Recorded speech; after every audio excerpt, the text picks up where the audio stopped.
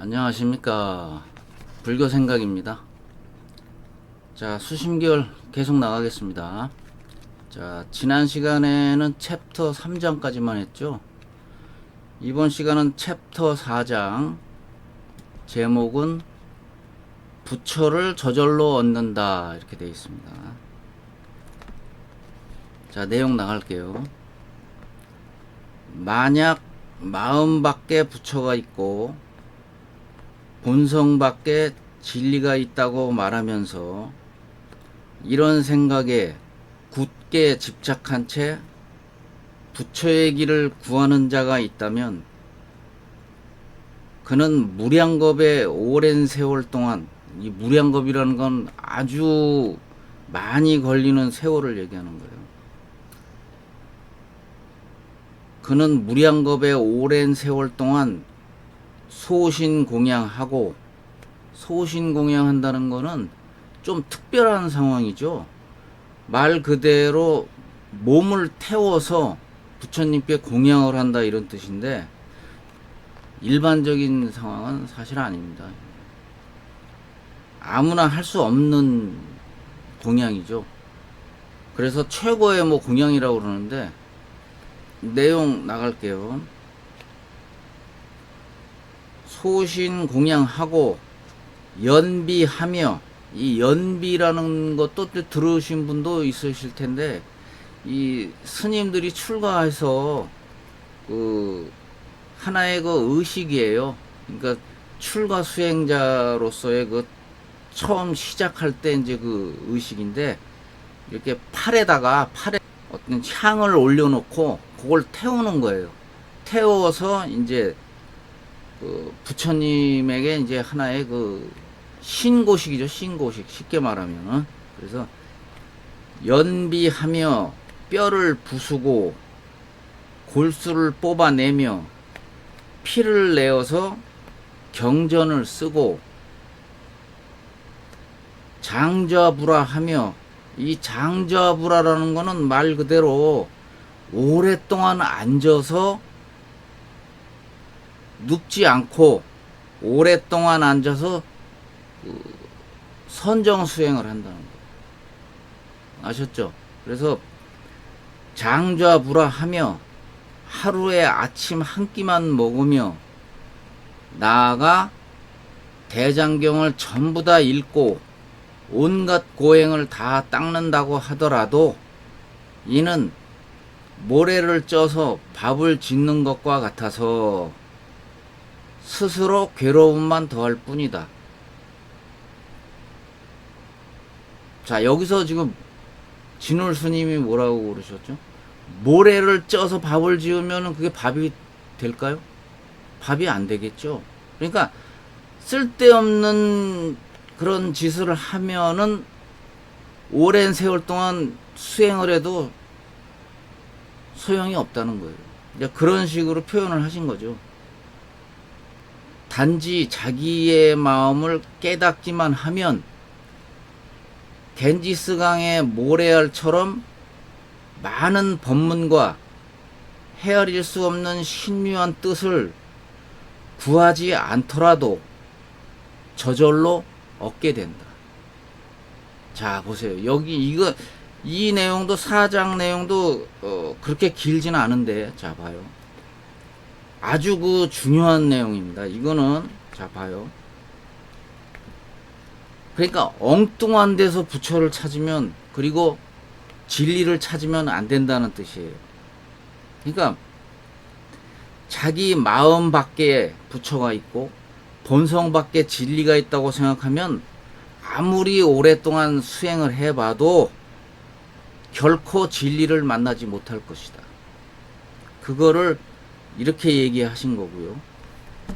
모래를 쪄서 밥을 지으면 밥이 안 되죠.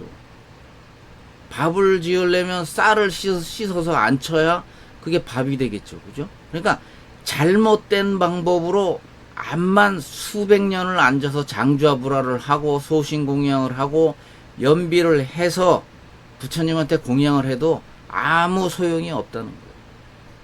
그러니까 쓸데없는 잘못된 방법으로 100년을 앉아 있어도 절대 진리 깨치질 못한다. 이게 바로 요 내용의 핵심입니다. 그 뜻이에요. 그 뜻으로 이렇게 말씀을 하신 거예요. 지난 시간에 제가 말씀드렸잖아요. 마음 안에 우리의 본래 자성, 불성 자리가 있다. 그런데 그 불성 자성 자리는 마음의 눈을 뜨지 않고는 체험을 할 수가 없습니다. 그리고 또 한 가지 지난 시간에 말씀 안 드린 게 있는데, 깨쳐도 체험을 하잖아요. 체험한 것까지는 좋아요. 근데 그 체험은 체험으로 끝나야 되는 거예요. 그 체험에 너무 붙잡히면 또 큰일입니다. 그것도 큰일 나는 거예요. 그러니까 텅 비어있는 그 바탕은 그 모습을 왜 우리한테 보여주겠습니까? 진리의 진짜 모습이 이렇게 생겼다는 것을 잠깐 체험으로 보여드린 거예요. 여러분들한테 잠깐 동안 체험하면서 그 진짜 진리의 모습을 보여준 거거든요.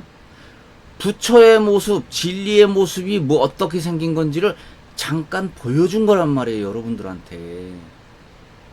근데 그 자체, 체험 자체에 붙들려 가지고 그게 진리라고 생각하면 안 되는 거예요.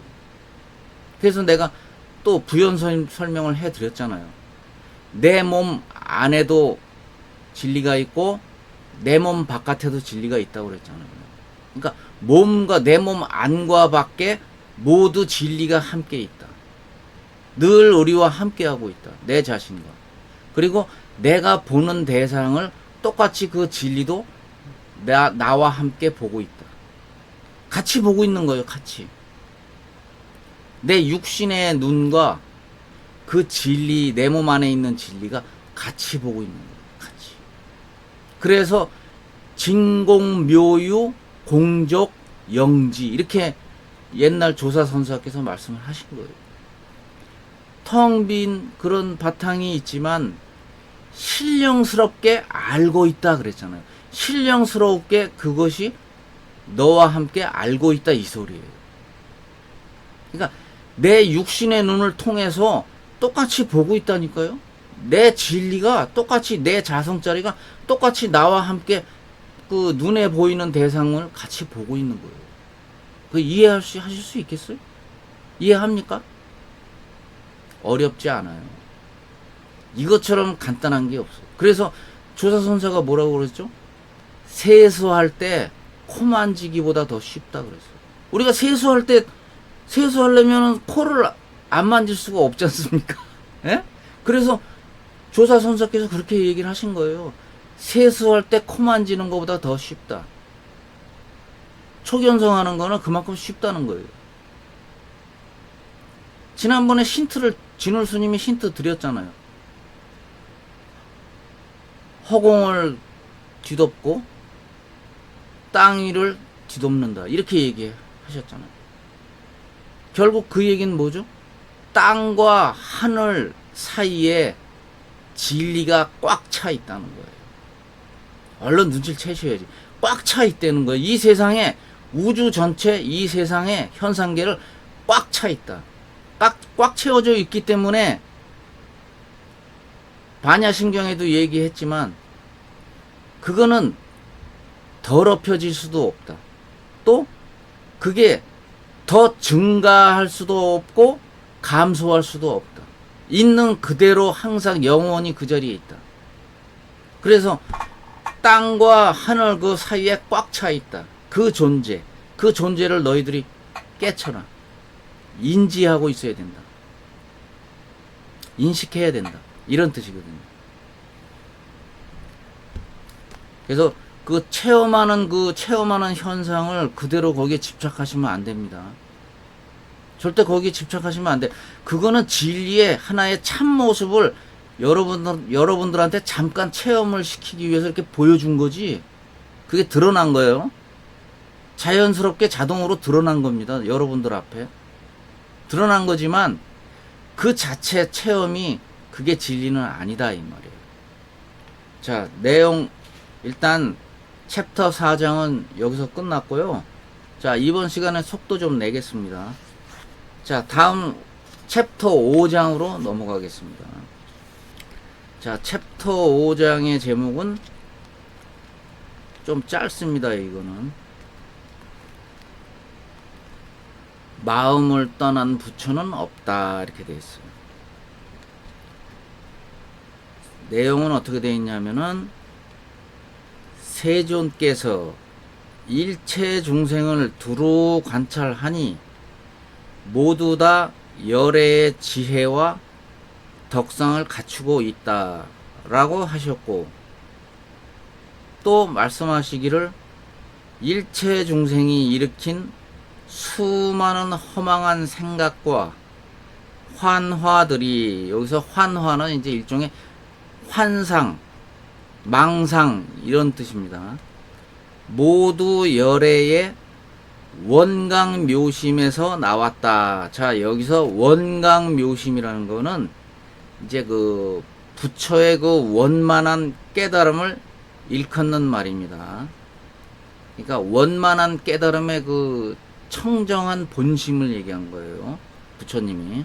그래서 모두 열애의 원광묘심에서 나왔다라고 하셨다. 그러므로 이 마음을 떠나서 따로 이룰 수 있는 부처는 없다는 것을 알아야 한다. 자, 요렇게 5장, 챕터 5장은 요렇게 끝납니다. 자, 그래서 이것도 마찬가지. 처음부터 계속 진월 스님이 얘기하시죠. 마음을 떠나서는 절대 부처를 찾을 수 없고 진리를 만날 수 없다. 왜냐하면 그 마음 속에, 우리들 마음 속에 바로 불성 자성자리가 있기 때문에 그거를 여러분들이 확인해라, 이런 뜻이에요. 그래서 좀 전에 말씀드렸잖아요. 체험을 통해서 그게 자동적으로 진리의 참모습, 그걸 실상이라고도 해요. 실상. 그러니까 진리의 진짜 모습을 체험을 통해서 여러분들한테 잠깐 보여주거든요. 텅 빈 그 바탕을 보여줘요. 그러니까 참 마음이, 너의 참 마음이 이렇게 생겼어 하고 이렇게 잠깐 보여주는 거예요. 근데 그 모습만 계속 보고 있을 수가 없어요. 곧 그 체험은 사라지거든요. 그러니까 사라지니까 여러분들이, 나 깨친 것 같은데 이게 왜 또 안 보이지? 이러실 거예요. 아마 그런 분들이 많을 겁니다. 당연하죠.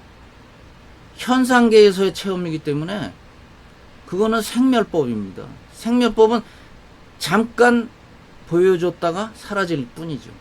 다시 영원히 나타나지는 않습니다.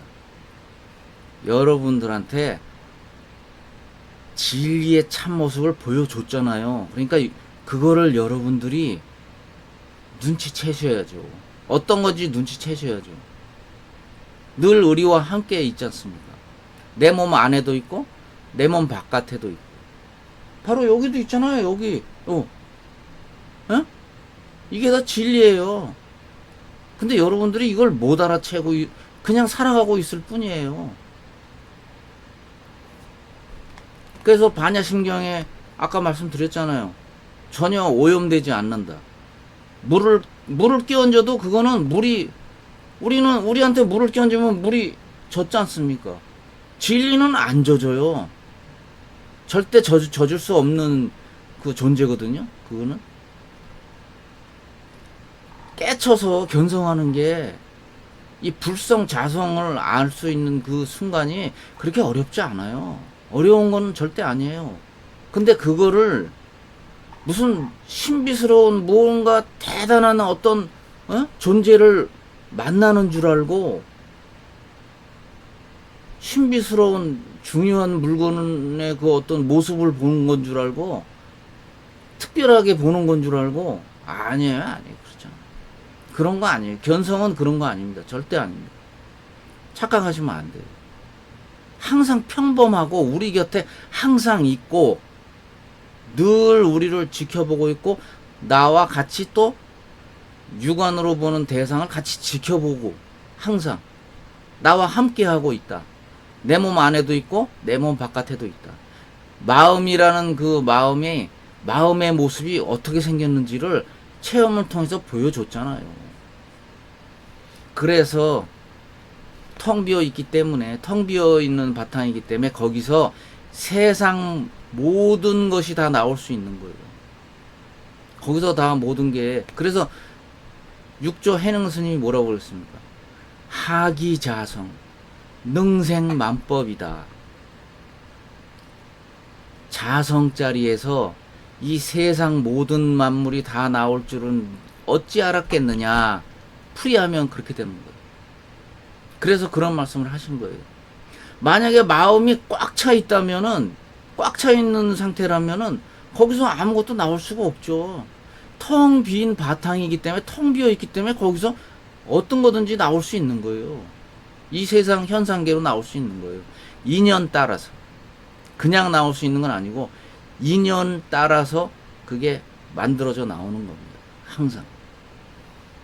12연기도 그 과정을, 부처님이 말씀하신 12연기 잘 아시죠? 12연기도, 연기법도 바로 그 우리가 현상계에서 나타나는 그 과정을 하나하나 순서대로 가르쳐 드린 거예요. 부처님이 가르쳐 준 거죠. 우리 중생들한테. 너무 모르니까.